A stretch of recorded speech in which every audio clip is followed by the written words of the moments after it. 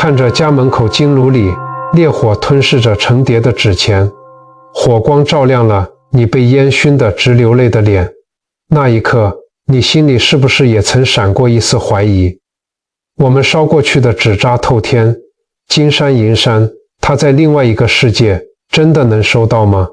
到了我们这个年纪，经历了人生的生离死别，你一定懂那种难以言喻的痛。每次逢年过节或是亲人的忌日，我们总是不辞辛劳地折着莲花，烧着纸钱。其实我们不是不怕热，也不是钱多的没处花，只是当朋友或挚爱突然撒手人寰，告别式散去，回到家看着他常坐的那个空位，那排山倒海的愧疚感会把人给吞噬。我们常常会在夜深人静时陷入深深的自责，是不是以前对他脾气太差？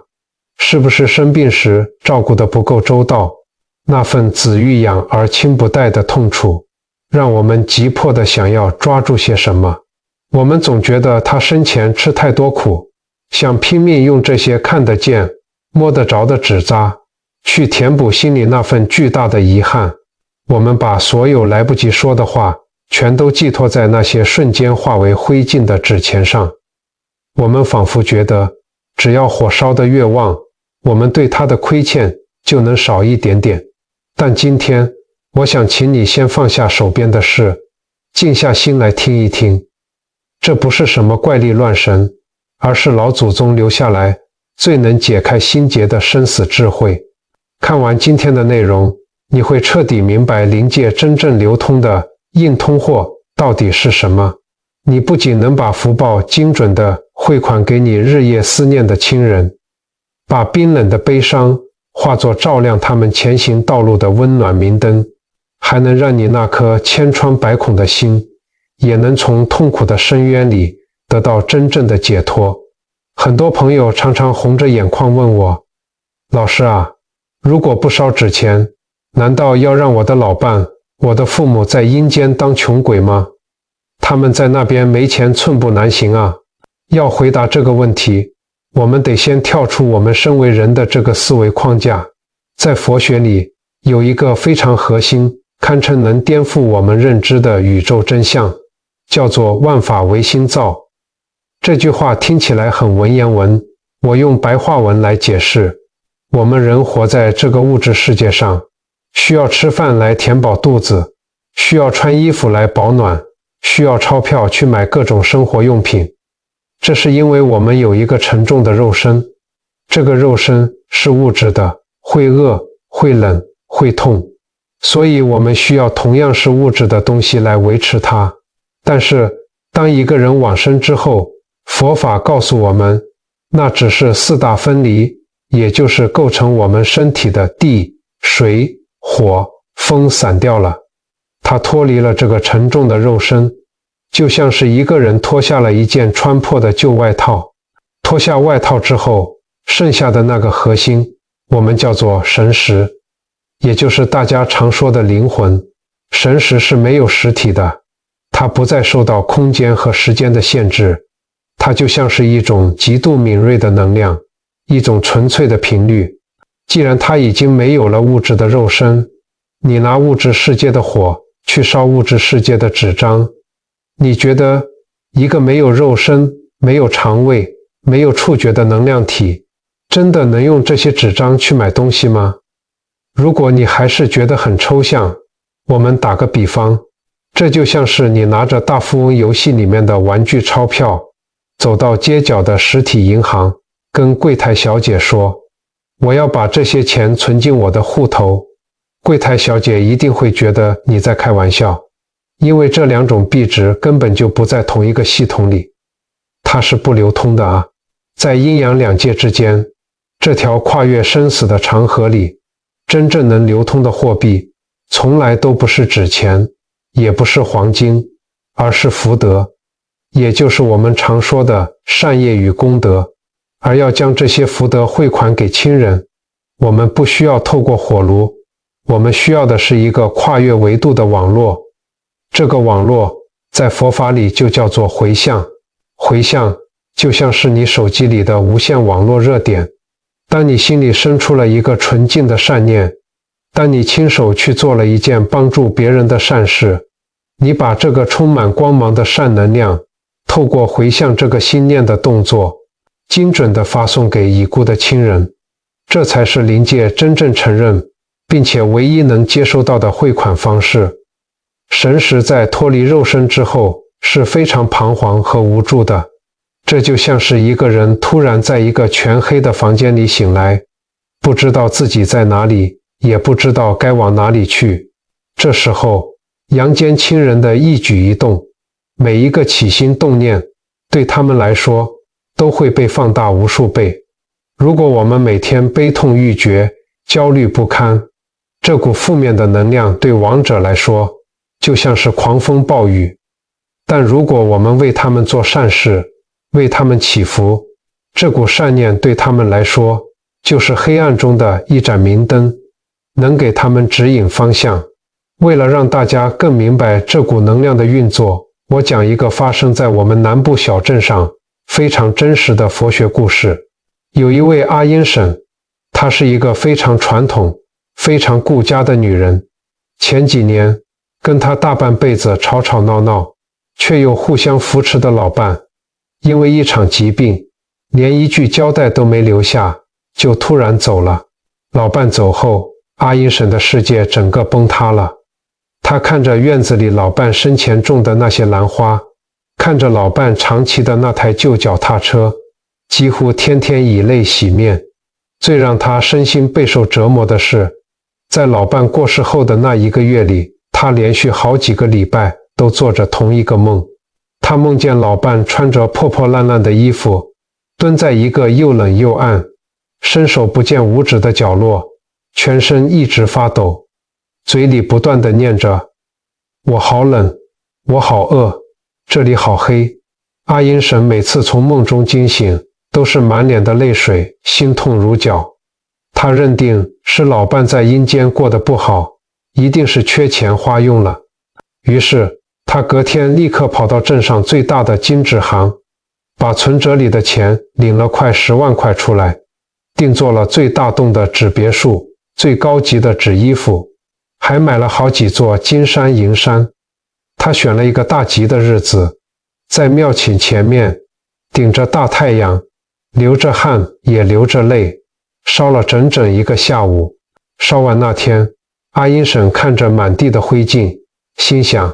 这下老伴总算能收到钱，总算能买件厚衣服穿，好好享福了吧。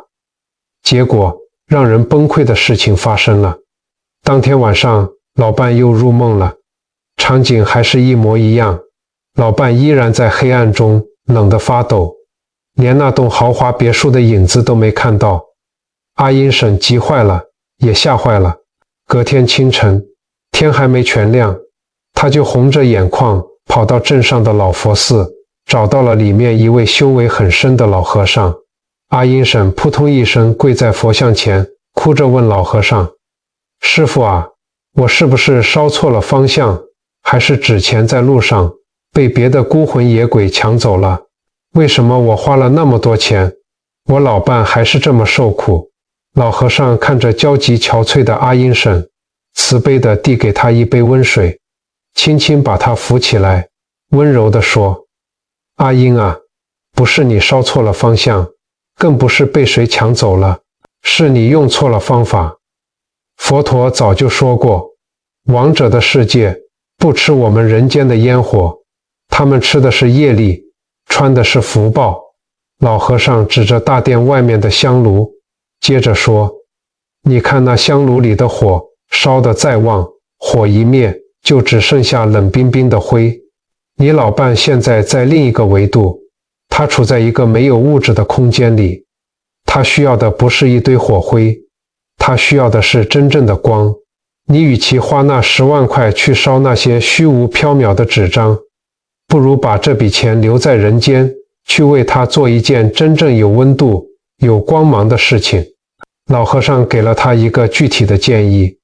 刚好镇上的安养院冬天快到了，里面有很多没有家人照顾，甚至是被遗弃的独居老人，正缺保暖的棉被。老和尚让阿英婶把原本还要继续买金纸的钱，拿去买了100床厚实温暖的冬被，并且请他亲自送到安养院去。一开始阿英婶半信半疑，但为了老伴，她照做了。在安养院发棉被的时候，老和尚教她，每递出1床棉被，就在心里默念：这份温暖是我替我的先生布施给各位的，愿这份善念的功德回向给我的先生，愿他脱离寒冷，得到安宁。当阿英婶亲手把棉被盖在那些老人家身上，看着那些原本在寒风中瑟瑟发抖的老人家，摸着柔软的被子，对着他露出安心、温暖又感激的笑容时，阿英婶原本紧绷、悲痛的心，突然像被一股暖流给融化了。她感觉到一种这几个月来从未有过的平静。神奇的事情就这样发生了。就在送完棉被的当天晚上，阿英婶再次梦见了老伴。这一次，老伴没有待在黑暗冰冷的角落，他站在一片非常温暖、非常耀眼的金黄色光芒中，身上穿着干净柔软的衣服，脸上的愁容完全不见了，取而代之的是一种非常祥和、轻松的微笑。老伴没有说话，只是远远地对着阿英婶点点头，眼神里充满了感激，然后转身，脚步轻盈地走向了光明的深处。从那天起，阿英婶再也没有做过老伴受苦的噩梦，她自己的睡眠也安稳了下来。各位朋友，这个故事告诉我们什么？这就是万法唯心造最真实的展现。当阿英婶在烧纸别墅的时候，她的心里充满了什么？充满了焦虑、恐惧、悲伤和执念。那股能量是沉重而浑浊的，这种沉重的能量传递过去，只会让亡者觉得更压抑。但是当他把钱换成了实实在在的棉被，盖在那些真正受苦的老人身上时，他心里生出的是什么？是慈悲，是温暖，是无私的爱与怜悯。这股强大且清澈的善念，透过回向，瞬间穿越了阴阳的界限，化作了老伴身上的衣服，化作了照亮他前方道路的明灯。这就是法界银行最真实的运作规则。你烧再多冰冷的纸钱，都不如你用他的名字在人间点亮一盏真实的灯。其实，关于我们给的这些东西，过世的亲人到底收不收得到这个问题，你并不孤单。早在2500多年前，就有人替我们这些后代子孙当面问过佛陀了。在佛教的《阿含经》里面记载着这样一段非常精彩又极具启发性的对话。想象一下2500多年前的古印度，当时有一位在当地非常有钱、非常有社会地位的长者，叫做声闻。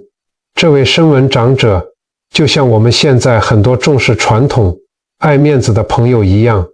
逢年过节必定大摆筵席。他祭祖的时候，那场面可是非常浩大，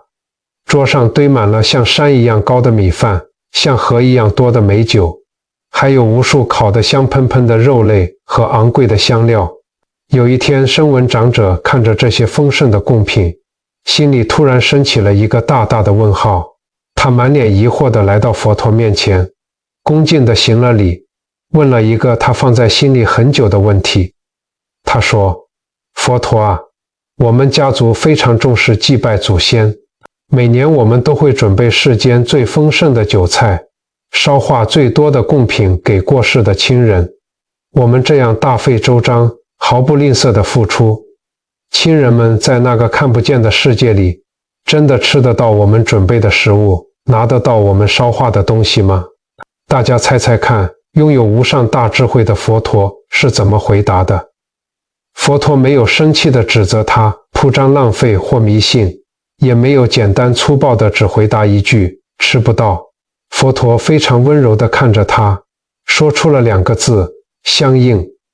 什么叫做相应？这是一个非常高深的境界。但我用我们现代人听得懂的话来比喻，这就像是听广播频道，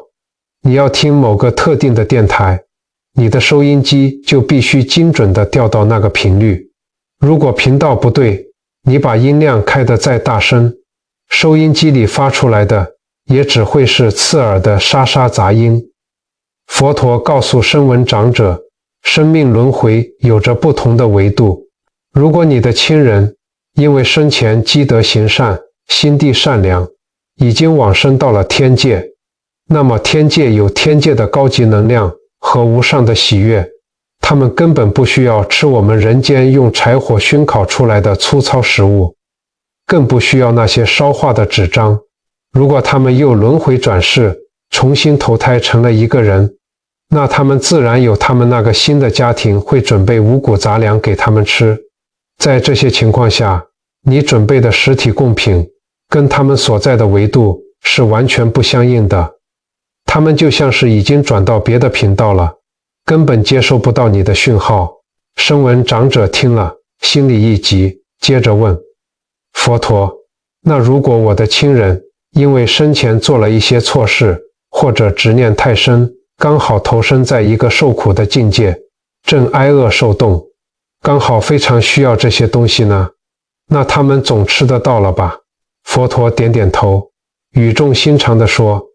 即使他们处在饥寒交迫的境界，真正能让他们得到饱足与解脱的，依然不是你烧化的那些物质本身，而是你在做这些祭祀的事情时，内心所发出的那一念清净心与福德。佛陀接着给出了最究竟的解药，他告诉声闻长者，与其花费大笔的金钱去铺张浪费，甚至为了祭祀而去杀害其他动物的生命，徒增杀业，不如把这些庞大的财富拿去救济那些在街头真正挨饿受冻的穷苦人家，或者是供养那些真正有德行在修行的人。当你做完这些实实在在的善事之后，你在心里默默地发愿，把这份帮助别人的功德，这份无私的善能量，透过心念传递给你的亲人。这时候，不管你的亲人在哪个维度，在哪个遥远的空间，他们都能立刻接收到这份纯净的善业。这就像是在黑暗的深渊里，你替他们抛下了一条发光的绳索，点亮了一盏温暖的明灯。这盏灯的光芒会立刻化作他们所需要的温暖、食物和安宁，帮助他们洗刷痛苦，离苦得乐。这段2500多年前的对话，是不是像一把温柔的钥匙，解开了我们心里多年的纠结？原来我们一直以来都搞错了重点，我们总以为给的物质越多，场面搞得越大，就是越孝顺，越有诚意。但佛陀清楚地告诉我们，物质是有生灭的，火一烧，风一吹，就什么都没了。它无法穿透生死的维度，唯有善业与功德是超越时空，跨越生死，永远不会消散的临界硬通货。你给他10000张纸钱，真的不如给他一份清净无私的善念。听完了佛陀的开示，我们把镜头拉回到我们现代人的生活。我想跟大家分享发生在我们身边的真实故事，听完你就会彻底明白什么才是对过世亲人最好的祭奠。第一个故事是关于一位林阿姨。林阿姨的老伴前阵子因为心肌梗塞走得非常突然，一句遗言都来不及交代。林阿姨心里那个痛啊，真的是无法形容。为了弥补心里那份巨大的遗憾和错愕，老伴出殡那天，她花了大把钞票定做了一栋最豪华的纸扎透天别墅，里面连纸扎的佣人、司机，甚至连老伴生前最爱泡茶的那套紫砂茶具组，通通都烧过去了。林阿姨红着眼眶看着火光，心想，老伴生前为了这个家辛苦了一辈子，都没享到什么福，现在总算可以住豪宅，过好日子了吧。可是一连好几个晚上，林阿姨都梦见老伴，梦里的老伴并没有坐在豪华别墅里泡茶，而是孤零零地站在一扇紧闭的大门外，满脸愁容，不断地叹气。那种叹气声在梦里听起来非常的沉重，非常的冷。林阿姨急坏了，到处去问人，是不是自己哪里没做好，是不是风水不对。后来一位懂得因果道理的朋友点醒了她。朋友看着焦虑的林阿姨，轻轻问她，你老伴生前心里最放不下，最挂念的是什么事？林阿姨愣了一下，眼泪瞬间像断了线的珍珠一样掉了下来。原来在老伴过世前的大半年，林阿姨因为一点家事跟大儿子大吵了一架，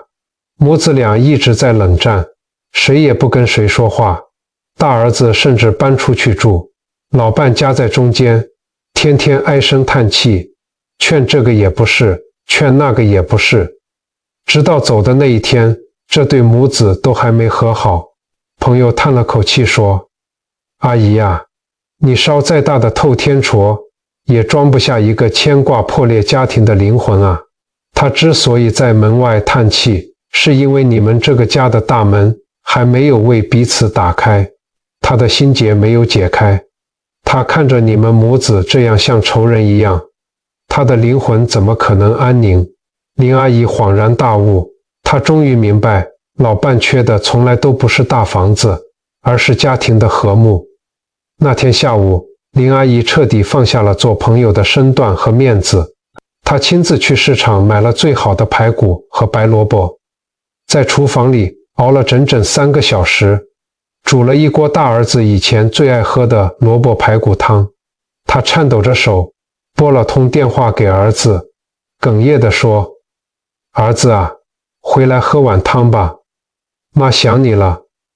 当天晚上，儿子赶回来了，母子俩在餐桌前看着那碗冒着热气的汤，抱头痛哭，把这几个月的委屈和思念全都宣泄了出来。多年的心结终于在这个拥抱中解开了。奇妙的事情发生了，就在母子和好的那个晚上，林阿姨再次梦见了老伴。这一次，老伴没有站在门外叹气，他穿着一身干净整齐的衣服，站在一个充满温暖光芒的客厅里，笑眯眯地看着他们母子俩，眼神里尽是安心和欣慰。然后他轻轻挥了挥手，转身走向了光明的深处。你看，一栋价值好几万的纸扎别墅，比不上一碗和解的热汤，解开亡者生前的执念，让他彻底放下对人世间的牵挂，这才是最顶级、最了不起的回向。我们再来看第二个故事。有一位陈大叔，生前是个非常豪爽、非常喜欢交朋友的人。他最大的乐趣就是请客吃饭，看到亲戚朋友吃得开心，他就觉得人生很满足。陈大叔过世后，他的女儿做了一个让所有亲戚们都跌破眼镜的决定。他没有去买堆积如山的纸钱，也没有请那种敲敲打打、铺张浪费的阵头。亲戚们在背后指指点点，说这女儿真是不孝，爸爸生前对她那么好，现在连点纸钱都舍不得烧给爸爸。但是女儿并没有理会这些闲言闲语，她把原本要用来买纸钱、办阵头的好几十万块，全部拿去捐给了偏乡的小学，指明要作为弱势孩童一整年的营养午餐基金。而在捐款收据上，她写的不是自己的名字，而是父亲的名字。女儿看着收据，在心里默默地对父亲说，爸，您生前最喜欢请客吃饭，看别人吃饱您就开心了。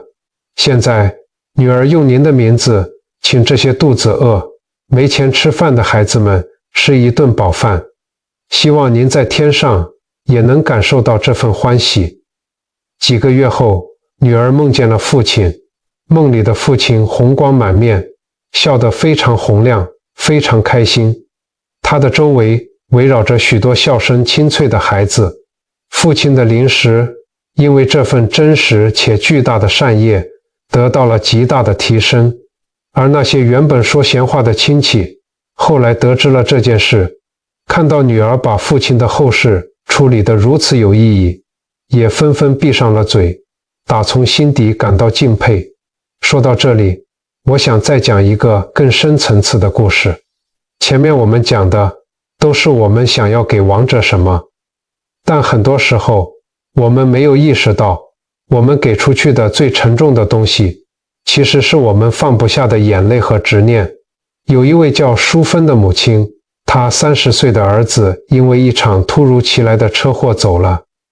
白发人送黑发人的痛，是世界上最残忍的折磨。儿子走后，淑芬把儿子的房间保持得一模一样，每天早上依然去买儿子最爱吃的早餐放在桌上。她每天抱着儿子的外套哭泣，哭到眼睛都快瞎了，整个人形同槁木死灰。她一直梦见儿子，但梦里的儿子一点都不快乐。儿子总是站在一片泥泞的沼泽里，下半身被沉重的水草缠住，寸步难行。儿子看着他，表情非常痛苦，似乎想走却走不开。淑芬去求助了一位师傅，师傅听完他的梦境，深深地叹了一口气，说：你知道绑住你儿子的水草是什么吗？那是你的眼泪。灵界是纯粹的能量场，你对他那种撕心裂肺的执着，那种不肯放手的悲痛，对他来说就像是千斤重的枷锁。你的眼泪汇聚成了一条沉重的河，让他没办法渡过彼岸去投胎。师父看着哭泣的淑芬说：如果你真的爱他，你要给他飞翔的翅膀，而不是绑住他的铁链。他这才意识到自己的悲伤竟然成了儿子受苦的根源。从那天起，他强忍着泪水，开始慢慢改变。他把儿子的房间整理干净，每当他想起儿子的时候，他不再大哭，而是努力挤出一个微笑，在心里对儿子说：儿子，妈妈会把自己照顾好，你不要担心，安心地去佛国净土吧。几个月后，淑芬终于做了一个不一样的梦。梦里没有泥泞的沼泽，儿子站在一片非常明亮的草原上，身上闪着微光。儿子笑着对他挥挥手，然后转身，化作一道光飞向了天空。淑芬醒来，脸上带着泪，但这一次是释怀的眼泪。这3个故事是不是很真实？是不是就在我们身边？我们总以为死后的世界是一个需要花钱的物质世界，但其实死后的世界是一个纯粹的意识与能量的世界。亡者在阴间最需要的不是纸钱金银，他们需要的是阳间亲人放下了执着，解开了心结。他们需要的是我们把他们生前的善良与爱转化成帮助这个世界的实际行动。当你用真情与善举去回向，这份能量会化作法界中最耀眼的光芒，照亮亲人前行的路。听完了前面的故事，很多人可能会在心里问：老师，那我现在到底该怎么做？难道我就什么都不准备了吗？佛法在世间，不离世间觉。真正的修行从来都不是要你脱离生活，更不是要你花大钱去办超昂贵的法会。今天我帮大家整理了4个微小行动清单，这4个动作不花你1毛钱，你在家里今天看完这支影片立刻就能开始做，这才是真正能利益亡者，也能安顿你自己的日常修行。第一，睡前3分钟的微观观想。我们很多朋友一想到过世的亲人就掉眼泪，心里全是悲伤跟舍不得。从今天开始，我们换一个方式，每天晚上睡觉前坐在床边，闭上眼睛，只要花3分钟的时间，你不要去想他临走前痛苦的样子，要在脑海里回想他生前最健康、笑得最开心的一张脸，然后你想象有一道温暖金黄色的微光轻轻地包围着他，你在心里默默地对他说：我现在过得很好，请你放心，愿这份平静与温暖陪伴着你。这3分钟的观想就是最强大的正念电波，能瞬间安抚亡者的神识。第二，以刑代祭的日常小布施，我们不要再把大把的钞票拿去买一堆烧成灰的纸钱了。下次你去买菜，或者去超商买东西，找回来的零钱，你随手投进柜台的捐款箱里，或者在路上遇到推着回收车的老人家，你上前帮一把，甚至只是对身边心情不好的朋友说一句温暖安慰的好话。做完这些微小的善事后，你在心里默默地说，愿将这份微小的善意回向给我的某某某，愿他离苦得乐。善的大小不重要，心意最重要。你每一次的举手之劳，都在为亲人累积法界的福德。第三，整理遗物时的感恩对话。很多时候，我们看到亲人留下来的衣服、手表，心里就一阵酸楚。下次你在整理这些物品的时候，不要只是一直哭，你可以轻轻地摸着这些东西，像他还留在身边一样，在心里跟他对话。你可以说，爸，谢谢你以前这么辛苦赚钱养家。妈，谢谢你煮的菜那么好吃，把你的悲伤转化成感恩。你要知道，悲伤是一种往下坠的沉重能量，会让亡者走不开，但感恩是一种往上升华的温暖能量，这股能量能帮助他们了无牵挂地走向光明。第四，把自己照顾好，这是最重要，也是最容易被忽略的一点。你想想，如果你的孩子天天为了你茶饭不思，日渐憔悴，你会放心吗？亡者在另一个世界最牵挂的不是自己有没有钱花，而是阳间的亲人过得好不好。如果你整日沉浸在悲痛中，这份担忧就会化作负能量，紧紧缠绕着他们。反过来说，如果你能好好吃饭，好好睡觉，把家里打理得整整齐齐，把自己照顾得健健康康，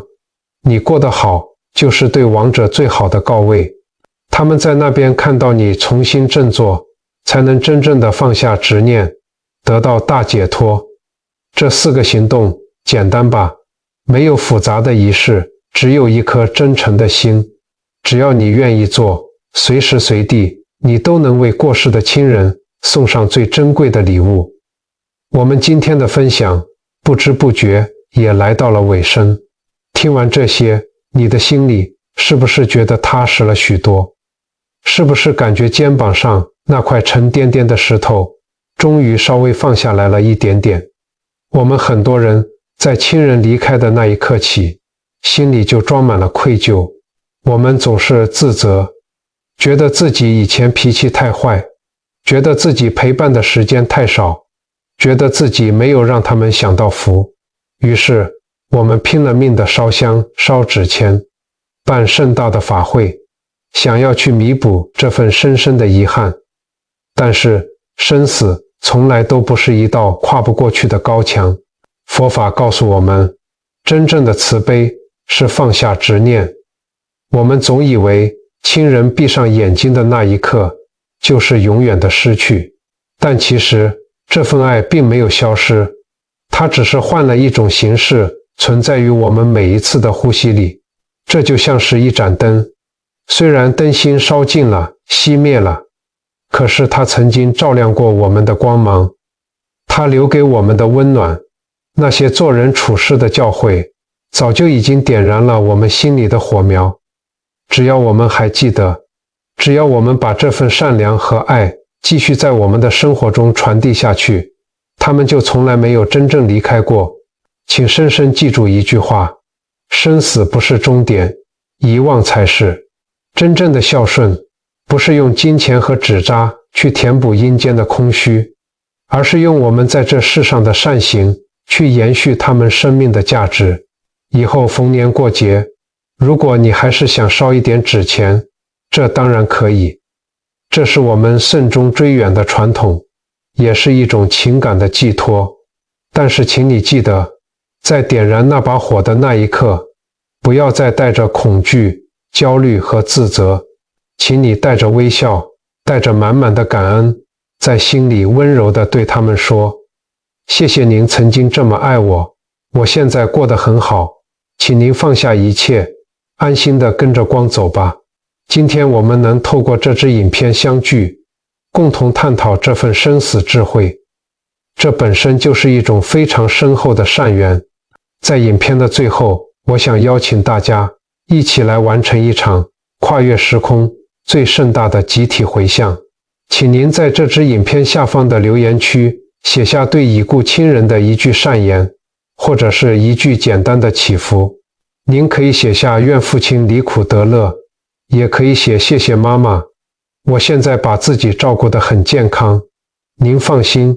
当我们几千个、几万个有缘人